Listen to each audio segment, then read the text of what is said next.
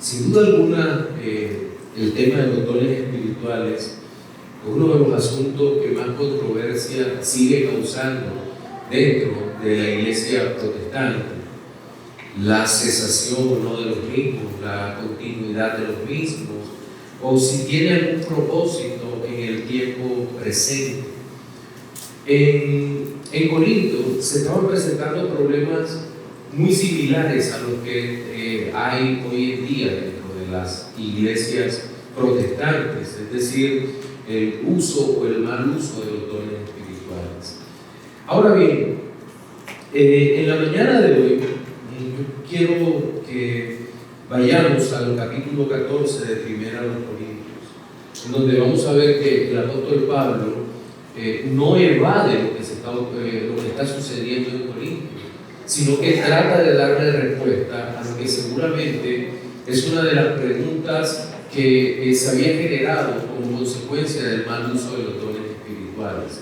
Quiero que tengan en cuenta que esto es dentro del contexto del primer siglo, una iglesia local del primer siglo, pero que va a servir por ser escrita por un apóstol como base normativa para la práctica del día de hoy, entendiendo que en ese momento en el cual se escribe la carta aún estaban presentes y vigentes los dones espirituales de los cuales hablaba el apóstol Pablo.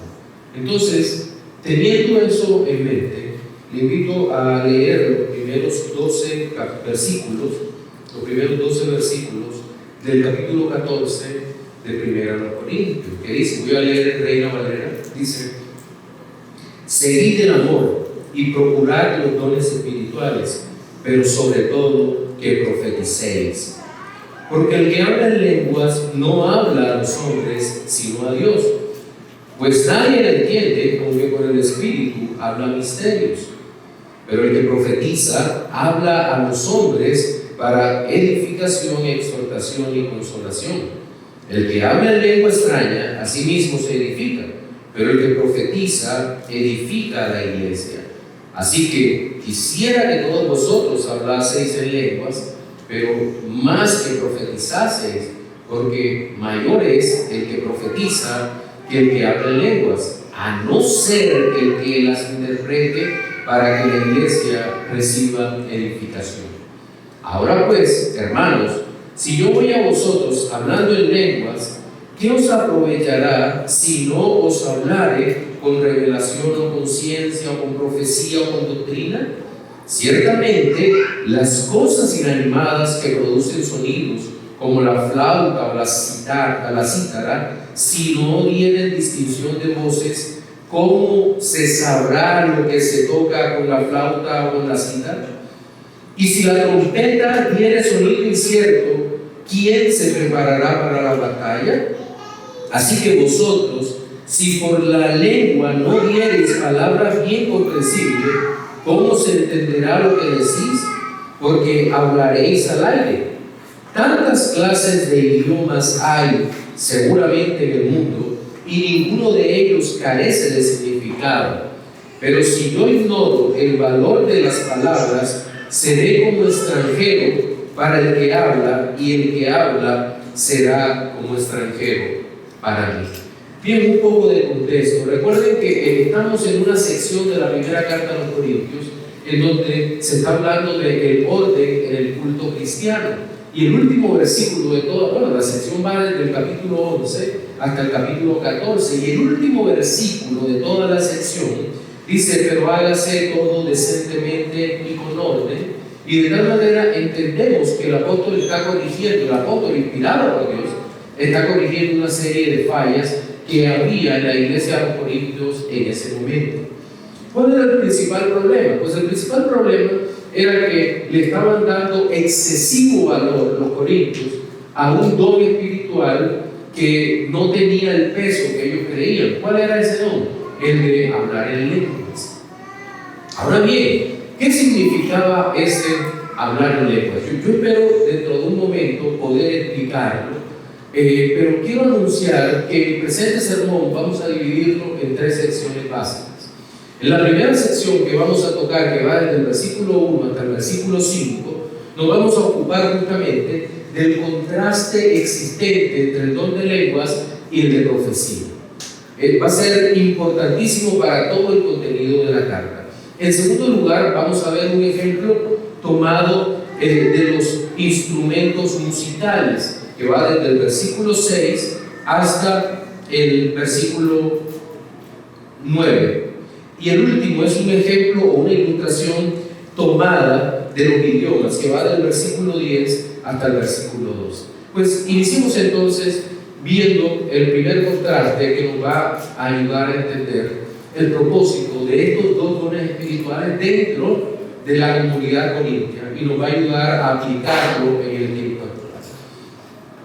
El apóstol les hace un llamado a seguir el amor, tanto en el capítulo 12, versículo final, dice: procurad pues los dones mejores, pero yo muestro un camino más excelente, y empieza a hablar del amor, y al cierre del capítulo 13 dice: ahora permanece la fe, la esperanza y el amor, estos tres, pero el mayor de estos es el amor. Ahora, dentro del contexto del amor, vuelve el apóstol a exhortar a los hermanos para que usen con amor aquellos dones que habían recibido en ese momento. Les dice: seguid el amor y procurad los dones espirituales. Ese procurar en griego no está en imperativo como aparece en nuestro texto en español, sino es más bien un deseo, un anhelo, pero le dice: pero sobre todo que profeticéis. Y aquí se empieza a establecer una diferencia entre uno y otro don: el sobrevalorado don de hablar en lenguas y el de profecía, que era un don muy útil. Ahora, ¿en qué consistía el uno y el otro? De eso hemos venido hablando un poquito cada uno de estos domingos en que me ha tocado poner la carta. Pero en primer lugar dice: porque el que habla en lenguas no habla a los hombres sino a Dios. Pero eso no puede entenderse únicamente dentro de las líneas de esa declaración si no la presentamos con su debido contraste, es decir, con lo que el apóstol ha escrito. Dice: pues nadie le entiende, aunque por el Espíritu habla misterio. Y aquí viene el contraste. Pero el que profetiza habla a los hombres para edificación, exhortación y consolación. ¿De qué se trataba entonces el don de lenguas?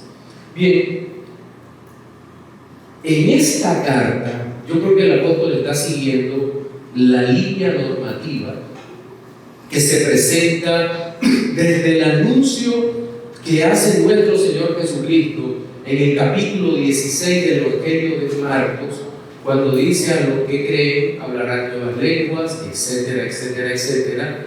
Y que eso también se empieza a cumplir en Hechos capítulo 2, cuando viene sobre los que están reunidos en el aposento alto el Espíritu Santo de Dios, y ellos por el Espíritu de Dios empiezan a hablar nuevos idiomas, es decir, lenguas conocidas para todos los hombres. Y yo creo que esto es normativo, y es normativo porque dice que todos les escuchaban hablar las maravillas de Dios en sus respectivos idiomas. Y da por lo menos, da más de 10, entre 10 y 15 pueblos que cada uno escucha a los que están enfrente hablar las maravillas de Dios en su propia lengua. Es decir, que para ese primer caso normativo no se requería algo así como una interpretación de lenguas, porque todos los que estaban allí estaban escuchando hablar a los que predicaban. Usted puede repasar en su casa el capítulo 2 de Hechos, los escuchaban hablar idiomas, eso se traduce, esa es la palabra que aparece en griego, el gloso es justamente escuchar en idiomas conocidos. Podían ser idiomas extranjeros, pero eran idiomas conocidos que tenían patrones idiomáticos.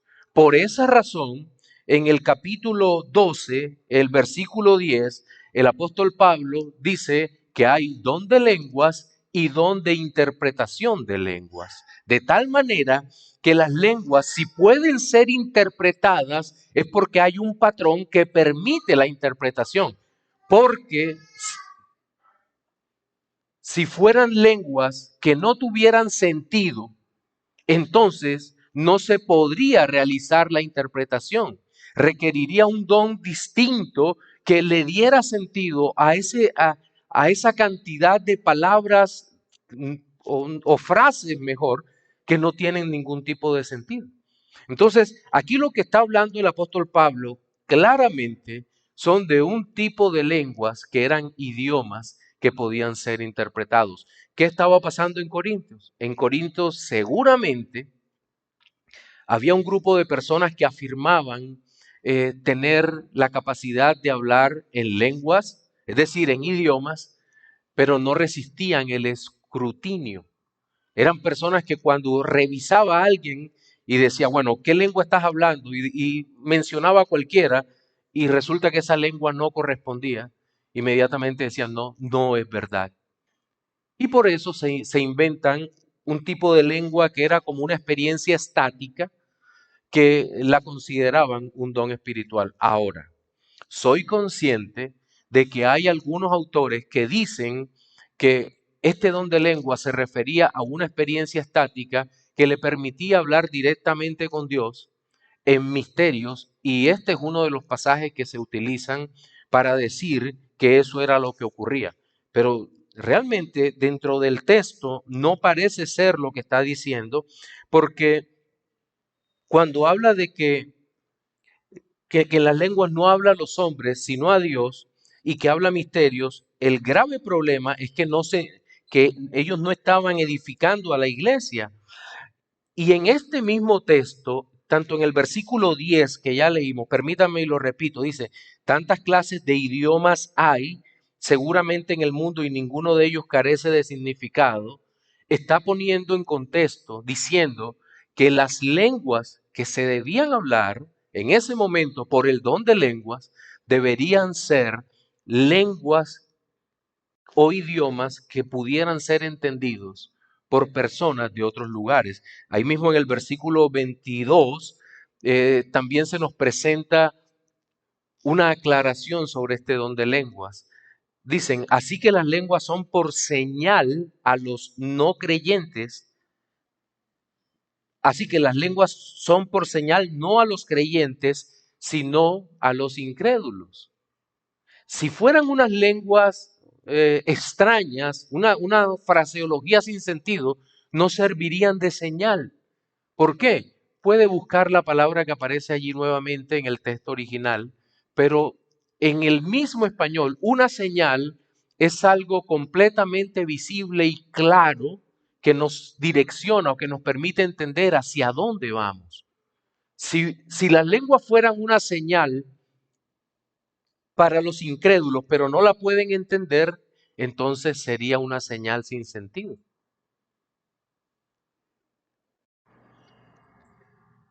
Pero la profecía no a los incrédulos, sino a los creyentes. Entonces, creo que aquí se va derrumbando, aunque no estoy siendo totalmente extenso, la pretensión que inicia con el pentecostalismo en la primera década del siglo pasado, del siglo XX, cuando dicen que se retomó o hubo un reavivamiento de los dones espirituales y que apareció el hablar en lenguas como una señal de que el Espíritu estaba regresando sobre la iglesia de una manera poderosa. Bueno, eso suena muy bonito, pero va realmente en contra de todo el desarrollo histórico de la fe y de la iglesia y de lo que la misma Biblia presenta. Es curioso que algunos de los autores pentecostales reconocen que cuando ellos creyeron haber recibido el don de lenguas nuevamente, ese don de lenguas pensaron que eran idiomas conocidos y se embarcaron en misiones hacia otros lugares y posteriormente se decepcionaron profundamente porque se dieron cuenta de que no había pasado nada, que todo era una emoción.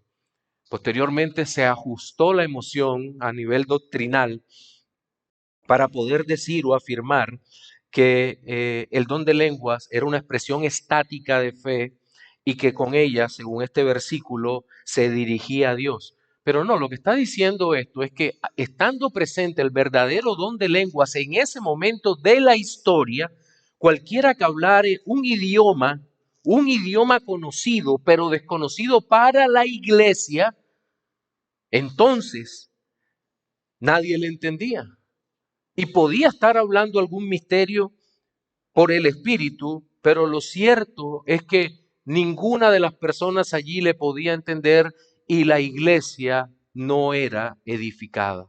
Y era un grave problema si la iglesia no era edificada.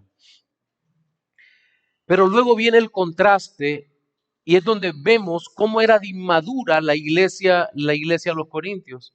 Y el contraste es con la profecía. Dice, pero el que profetiza habla a los hombres con un propósito definido. ¿Cuál es el propósito definido? Aquí vemos cómo se va manifestando el amor de Dios para con la congregación. Dice, para edificación. Y la edificación siempre, siempre, siempre que aparezca en la escritura va a ser algo que ocurre en conjunto. No es una edificación privada. La edificación, somos un cuerpo. Recuerdan, también lo vimos en el capítulo 12. Somos un cuerpo. Los dones espirituales, la totalidad de los dones espirituales son para la edificación de la iglesia. No sirve de nada un don espiritual que únicamente me beneficie a mí, si no está puesto al servicio de todos, de toda la congregación. Igual los dones que Dios ha dado a cada uno de ustedes deben ser usados para edificación de la iglesia, el que administra, el que ayuda, el que enseña, para edificación. Pero también hay dos palabras que van unidas, que son exhortación y consuelo. La profecía era superior al hablar en lenguas porque servía de manera inmediata, instantánea, para edificación y consuelo. Ahora, entendamos la profecía dentro del contexto de la Biblia. ¿Qué era la profecía? Pues era la proclamación clara y adecuada de la palabra de Dios que en ocasiones presentaba signos batídicos o futuristas en donde se exponía lo que ocurriría en el futuro. Eso podía estar presentándose de esa manera. Pero entonces lo que observamos aquí con toda claridad es que la profecía se manifiesta la superioridad sobre el don de hablar en lenguas en que tiene un propósito inmediato dentro de la congregación. El don de lenguas no lo tenía. ¿Por qué? Porque tenía que ser interpretado. El que habla en lengua extraña, a sí mismo se edifica. Claro, en ese momento ocurría así, pero el que profetiza edifica a la iglesia, a la congregación, palabra que se enseña a todos. Recuerden, la profecía no era adivinación, como se nos trata de enseñar hoy en día. La profecía siempre habla de Cristo. El tema único de la profecía es Cristo, un llamado al arrepentimiento a los hombres para que nos volvamos a Cristo. Si es cualquier otra cosa, no tiene sentido. ¿Por qué? Bueno, en el humanismo actual que se predica en las congregaciones, en muchas, nosotros observamos es que todo gira alrededor del hombre, incluso la profecía ha sido abusada para tratar de mostrar que el hombre es el centro de todo el universo, que todo gira alrededor del hombre. Y por eso encontramos palabras, frases gastadas, lugares comunes, como Dios tiene un plan maravilloso para ti. Y realmente uno se pone a pensar, ¿qué pasa cuando un impío lleno de sí mismo, como llegamos todos a la iglesia en determinado momento, pasa por esa puerta y lo que le decimos es, Dios tiene un plan maravilloso para ti? ¿No estamos acaso estimulando su propio ego? ¿No estamos subiéndolo en el lugar que no le corresponde? ¿No estamos haciéndole más mal que bien? Pero la profecía, la verdadera profecía, cuando es la palabra de Dios y se dirige a la persona y se llama al arrepentimiento diciéndole, si no te arrepientes, la condenación es segura sobre tu vida. Ven a los pies de Cristo. Hay algo muy distinto allí. Hay algo muy distinto. Significa, preguntará alguien, perdón,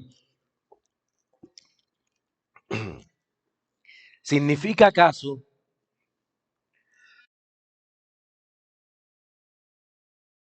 significa acaso que Dios no tiene un plan para mí, podrá preguntar alguien. A lo que debemos responder con honestidad, Dios lo sabe, nosotros no. Dios lo sabe. Y eso debería tranquilizar el alma, por lo menos el alma nuestra como creyentes, porque en esa dirección se dirige la profecía. Así que quisiera que todos vosotros, nuevamente, miren el número de contrastes, es maravilloso. Hablases en lengua, esto es una hipérbole de anhelo, por llamarlo así, como lo vimos en 1 Corintios 13, donde el apóstol dice, si yo hablase en lenguas, o dice, y si tuviese profecía y entendiese todos los misterios, y si repartiese todos mis bienes para dar de comer a los pobres, va en la misma dirección, un anhelo. Quisiera que todos vosotros hablaseis en lenguas, y evidentemente no todos van a hablar en lenguas, como el mismo apóstol lo ha presentado en el capítulo 12, versículos 29 en adelante, cuando dice, ¿son todos apóstoles? Evidentemente, todos no eran apóstoles. ¿Son todos profetas? Tampoco. ¿Son todos maestros? No. ¿Hacen todos milagros? No. ¿Tienen todos dones de sanidad? No. ¿Hablan todos lenguas? No. ¿Interpretan todos? No. Son respuestas claras que encontramos desde el mismo capítulo 12 de 1 Corintios. Y aquí vemos que quisiera que todos, el apóstol no se está contradiciendo, sino que es un anhelo y cabe dentro de todo este tema de la exageración ilustrativa.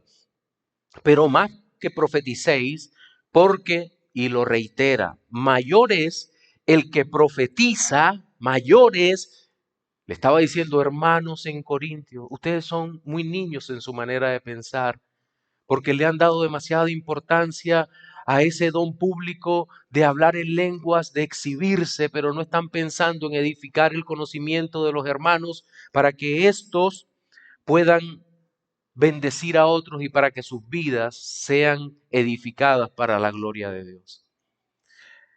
Pero más que profeticéis, porque mayor es el que profetiza que el que habla en lenguas, y lo reitera, a no ser, mire, esta frase es fundamental, a no ser que las interprete para que la iglesia, nuevamente, la iglesia reciba edificación.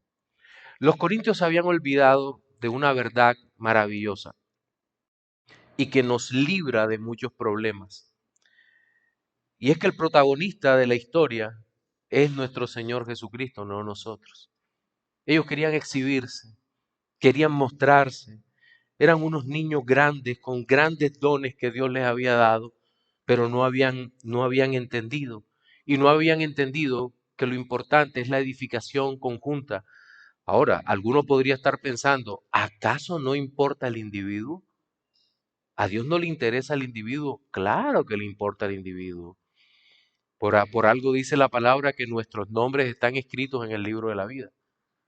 Nuestros nombres de cada uno de los que hemos sido redimidos para la gloria de Dios. Pero el asunto es que mientras estemos en la tierra, la edificación es como cuerpo, como iglesia, los unos con los otros. Y esas actitudes en donde una persona quiere sobresalir por encima de los demás, no edifican al cuerpo de Cristo. Y eso tiene que estar anotado en nuestra mente y en nuestro corazón. Porque la reflexión que podríamos hacer en este primer punto es cómo sirvo desde aquello que Dios me ha dado, desde aquellos dones que Dios me ha dado, entendiendo que ni las lenguas ni la profecía están vigentes hoy en día, pero seguramente hay otra cantidad de dones que no queremos ver, pero que seguramente podemos decir, ¿cómo sirvo con esos dones que sí están presentes en el tiempo de hoy a la iglesia? Con esos dones que tal vez no son tan visibles.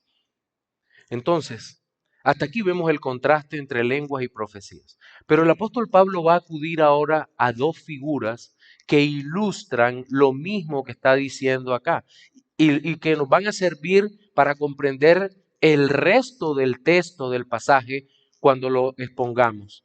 Y en primer lugar, y este es nuestro segundo punto, él acude al tema de los instrumentos. Esté atento, dice, Ahora pues, hermanos, si yo voy a vosotros hablando en lenguas, en otros idiomas, ¿qué os aprovechará si no os hablare con revelación o con ciencia o con profecía o con doctrina? La introducción es bien interesante porque el mismo apóstol dice, vamos a plantear un caso hipotético en donde yo voy nuevamente a vosotros, conozco todos sus problemas, los de Cloé me han informado, la cantidad de problemas que hay en la iglesia, la cantidad de problemas personales, las divisiones. Y yo, en vez de darle consejo a ustedes de manera clara, a través de una instrucción clara como apóstol, dice el apóstol Pablo, lo que hago es que me presento hablando en lenguas, en un idioma que ustedes no comprenden. ¿De qué les va a servir eso? ¿De qué les va a aprovechar? Aquí hay un problema serio con algunos hermanos pentecostales porque reconozco que hay algunos que son muy piadosos y muy ordenados.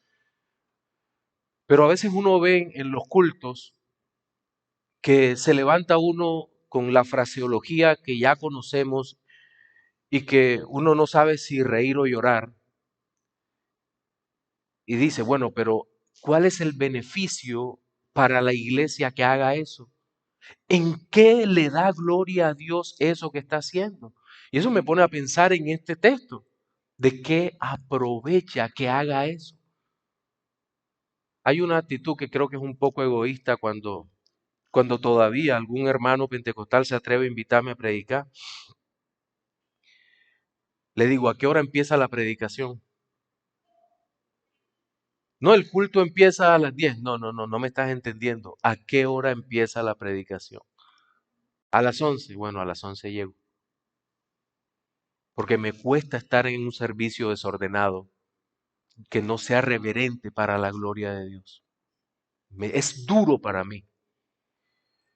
¿De qué aprovecha? No, de nada. Es evidente que no aprovecha. Y por eso el apóstol dice, si no se hablare con revelación, es decir, se quite el velo, o con ciencia, o con profecía, o con doctrina, palabra de Dios que todos entiendan. Y aquí empieza lo hermoso de este ejemplo. Ciertamente las cosas inanimadas que producen sonidos, está hablando de instrumentos, como la flauta o la cítara, si no dieren distinción de voces, ¿cómo sabrá lo que se toca con la flauta o con la cítara? Claro, aquí pone dos instrumentos que eran muy usados. La flauta podría ser de madera, todos la conocemos, un orificio principal por donde pasa el aire y las notas van siendo dadas por unos orificios que están al costado de la flauta. De ahí se producen unos sonidos que pueden ser muy melódicos, muy hermosos, pero para el que sabe tocar. Se pueden producir, la música es hermosa realmente, excepto el reggaetón. Pero la música es preciosa, la música clásica, música antigua o la música instrumental.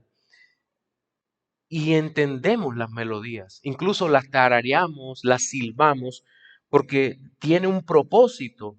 La música nos la dio Dios. Pero también menciona la cítara, ¿verdad? Que era como el representante de los instrumentos de cuerda.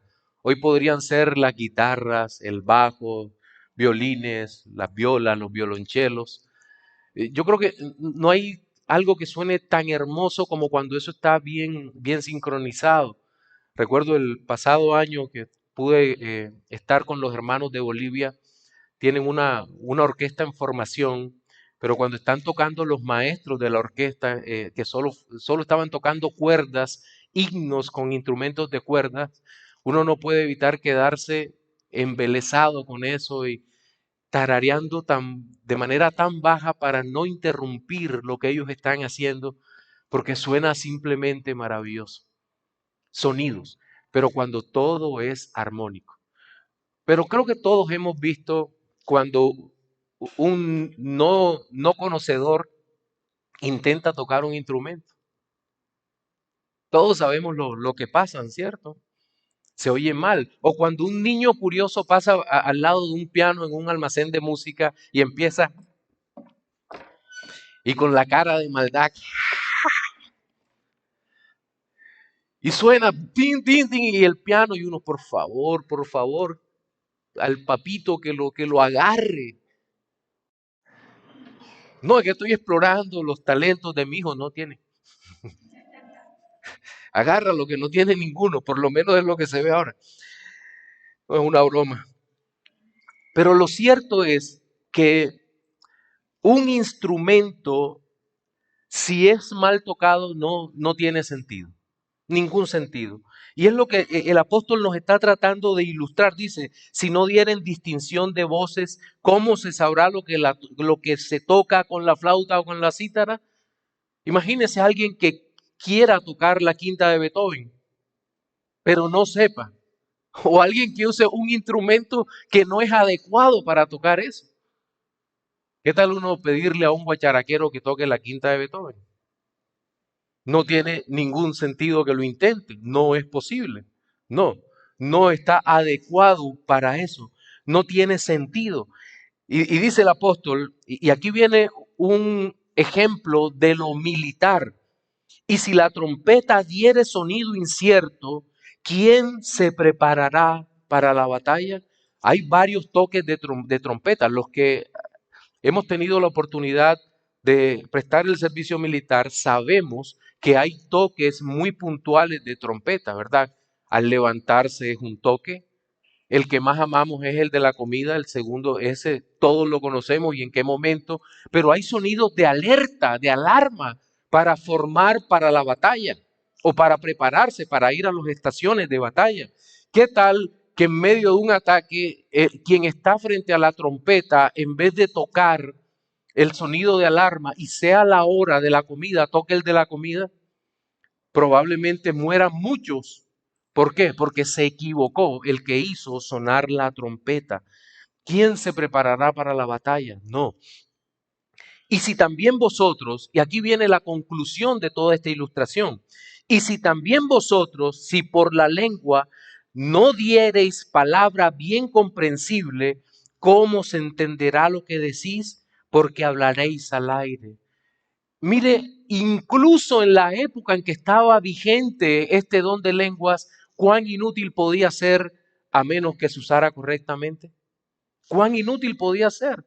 ¿De qué servía que aquella persona hablase los misterios de Dios si nadie lo entiende? No tiene absolutamente ningún sentido proclamar de esa manera. No, palabra comprensible. Ahora, si aplicamos esto al tiempo presente en donde no están vigentes donde no está vigente este don, creo que también hay un llamado en el fondo para quienes estamos proclamando la palabra de Dios y los que han sido llamados a enseñar, para que nuestra proclamación sea a través de palabras comprensibles. La famosa lucha por la claridad de la que tanto nos referimos. Es muchas veces necesario renunciar a la espectacularidad en pro de la claridad. Cuando muchas veces preferimos usar un término más sencillo que uno complejo, a menos que lo expliquemos. Yo creo que aquí es un llamado a que no seamos niños. Con el pastor Odu hemos tenido la oportunidad de hablar con hermanos que se están formando. Y les hemos dicho muchas veces porque se sienten frustrados, porque no los entienden o algo. Decimos, no, es que la lucha es por la claridad. Si no te puede entender el pueblo al que te diriges, es probable que no tengas un llamado a servir en el ministerio de la palabra. Entonces, es importante la claridad en el mensaje para no hablar al aire. Pero hay un último ejemplo que va a ser nuestro punto final del sermón dominical de hoy y tiene que ver el ejemplo tomado de los idiomas. Y esto nos permite entender que el apóstol Pablo está hablando de lenguas conocidas que Dios daba de manera excepcional y extraordinaria a algunos hermanos en Corintio y podía ocurrir en otro lugar en ese contexto. Dice, tantas clases de idiomas hay seguramente en el mundo y ninguno de ellos carece de significado. Miren, es cierto que en el mundo no sé cuántos idiomas hay, algunos hablan de 5.000 y tantos, 6.000 idiomas y dialectos, pero todos se caracterizan porque tienen un patrón idiomático claro. Usted que escucha hablando a dos personas que estén en el idioma más raro que usted que haya pensado o que pueda pensar ahora, qué sé yo, en nepalí, no sé qué cosa, y usted pasa y los escucha a los dos y sabe que están hablando un idioma. ¿Por qué? Porque hay un patrón idiomático. Uno habla y usted que entiende que uno está preguntando algo y el otro responde. Si están alterados y usted los ve hablando, dice, parece ser que él está alterado porque levantó la voz. O si está siendo romántico, no sé si le ha pasado con las películas que vienen de la India, de Bollywood, que no traducen, sino que tienen la letra grande. Y cuando está siendo romántico, uno entiende que está siendo romántico por la forma como se acerca el gesto, la cara. Hay un patrón idiomático, hay una expresión clara. Pero si no lo hay una falsificación. Hay una falsificación del don. No está ocurriendo nada, es un estado alterado de conciencia. ¿Se acuerdan que en esta parte de los dones espirituales, en el capítulo 12, el apóstol Pablo dice, no quiero, hermano, que ignoréis acerca de los dones espirituales? Sabéis que cuando erais gentiles, se os extraviaba llevándoos como se os llevaba a los ídolos mudos. Los corintios tenían en su mente la idea de que para estar en contacto con el falso Dios, con que ellos iban a los templos paganos, había que hacer desaparecer la conciencia, la capacidad reflexiva, la capacidad de pensar, y que lo correcto era estar en un estado de conciencia alterado para de esa forma poder recibir lo que el falso Dios enviaba. Y es muy probable que esa forma de pensamiento pagano había entrado dentro de las iglesias cristianas o de la iglesia cristiana en ese momento. Y por esa razón el apóstol les está recordando que el conocer a Dios no significa jamás de los jamases la anulación del pensamiento. El mandamiento más grande que nos dio nuestro Señor Jesucristo dice, amarás al Señor tu Dios con todo tu corazón, con toda tu alma y con toda tu mente, también con todas tus fuerzas, pero con toda tu mente. Es decir, jamás debemos prescindir, jamás, de la inteligencia que el Señor nos ha dado para poder profundizar en las verdades que Él nos revela en su palabra, que Él nos ha dado, la verdadera revelación. Entonces,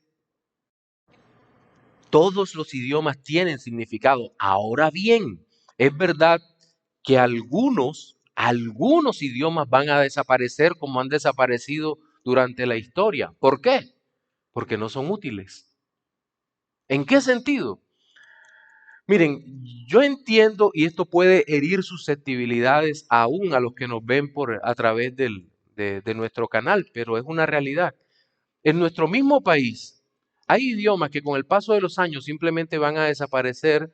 ¿Por qué? Porque no sirven para desarrollar las comunidades. Entiendo que algunos quieran dejar comunidades indígenas o de otra clase en el pasado y todo eso, pero explicándolo de una mejor manera, un idioma que no tenga en sus palabras cómo definir computadores, redes, tecnología, educación, van a tener que llevar palabras hacia ese idioma y de alguna manera mejorar ese idioma hasta el punto que desaparece. Y eso es lo que ocurre en esos casos. Ahora bien, el hecho de que un idioma desaparezca significa que perdió su uso y eso puede ocurrir. Em, pero todo idioma tiene su significado, todo idioma. Y el apóstol dice en el versículo 11, pero si yo ignoro y el valor de las palabras, seré como extranjero para el que habla y el que habla será como extranjero para mí. No sé si le ha pasado cuando viene una persona que habla otro idioma y uno cree que hablándole más despacito va a entender. Sí, muchas veces ocurre eso, ¿cierto? No, esto es agua y el ruso te mira como, agua, agua, agua. No, las palabras tienen valor y para comunicarnos necesitamos de las palabras, entender los idiomas. Pero si no, bueno, podemos acudir a señales, como dice mi cuñado, o lo que usted quiera. Pero el hecho es que si ignoramos el valor de las palabras, seremos como extranjeros. Es decir, no vamos a poder comunicarnos. No hay posibilidad de poder hablar. Seremos dos perfectos extraños. Y, y aquí hay un aspecto fundamental en lo que tiene que ver con comunicar la palabra del Señor en el mundo. Muchas personas en mucho tiempo han querido ser misioneros en otros lugares y expresan su deseo. Recuerdo cuando estudiando el Instituto Bíblico, se acercan un par de muchachos que querían ser misioneros, no recuerdo en qué lugar, creo que era en África, querían ser, y no recuerdo qué lengua hablaban, porque él simplemente buscó la historia de ese lugar donde iba y dijo, no, ahí hablan francés, porque ellos eran una colonia francesa. Vamos a ver que había como 25 lenguas que se hablaban a lo largo y ancho de todo el país. Y entonces otro hombre que él sí quería ser misionero en África, le dice, ¿te estás preparando para esto? ¿Cómo así? No, aquí no solo vale la buena voluntad. Necesitas aprender las lenguas de ese lugar. Y le dijo el joven, yo quiero ser misionero en Guinea Ecuatorial. No necesito aprender idiomas porque allá hablan español. Quiero irme allá a trabajar con Médicos Sin Fronteras tanto tiempo y luego quedarme en la medida de lo posible enseñando. Pero a veces eh, no recordamos esto, que necesitamos hablar los idiomas. Y la palabra de Dios debe ser comunicada en la lengua que todos entienden. En nuestras confesiones de fe históricas, por ejemplo, en Westminster y Londres, 1689, la nuestra, de las iglesias bautistas reformadas, cuando habla de la Biblia, dice que la Biblia debe ser leída y el culto presentado en el idioma que todos comprendan. Y uno de los grandes beneficios de la Reforma Protestante fue que se dejó de enseñar la Biblia en latín y de espaldas al pueblo para proclamarla en la lengua vernácula, en la lengua que cada uno de nosotros escucha, de tal manera que el Evangelio, la palabra de Dios, llegue a nosotros con total claridad. Porque sólo así los hombres y las mujeres podrán entender la gran realidad de que el Padre nos amó, que envió a su Hijo Jesucristo y que lo envió a la tierra haciéndose hombre, que vivió la vida perfecta que ninguno de nosotros podía vivir, que fue crucificado, sepultado y al tercer día se levantó con poder de entre los muertos, que anduvo con sus discípulos 40 días para ascender a los cielos y sentarse a la diestra del Padre. Esta verdad gloriosa debe ser y tiene que ser predicada en la lengua que cada uno entiende, porque de otra manera, aunque la verdad sea la verdad más maravillosa y gloriosa de toda la historia, que no nos cansamos en repetirla una y otra vez, cantarla una y otra vez, si no la entienden, habremos perdido el tiempo. Y será doloroso, porque se perderá aquel quien está escuchando la verdad y nuestro mensaje no será efectivo. Cierra el texto diciendo, así también vosotros, pues, que anheláis dones espirituales, procurad abundar en ellos, pero ¿con qué propósito? Para edificación de la iglesia. Ese es Y ese será el tema recurrente. El propósito de los dones espirituales, ¿cuál es? La edificación de la iglesia, del cuerpo de Cristo, todos juntos, unidos, edificados para la gloria de Dios. ¿En qué? En el amor, en la verdad profunda de Cristo. Así nos ha llamado Dios a vivir. En nuestro sermón dominical de hoy vimos tres aspectos relacionados con el propósito de los dones espirituales. Inicialmente vimos un contraste entre el don de lenguas y el de profecía, resaltando Pablo la superioridad del don de lenguas. Seguidamente, en el punto 2, vimos un ejemplo, una ilustración tomada de los instrumentos musicales y nos ayudó a entender el sentido en que debe proclamarse la palabra de Dios. Y el tercero fue igual de claro y es una ilustración tomada de los idiomas o las lenguas. Bien, dos reflexiones finales. Amigo, tú que no has escuchado el Evangelio o tal vez lo has escuchado, el Evangelio está siendo presentado en el idioma que tú entiendes.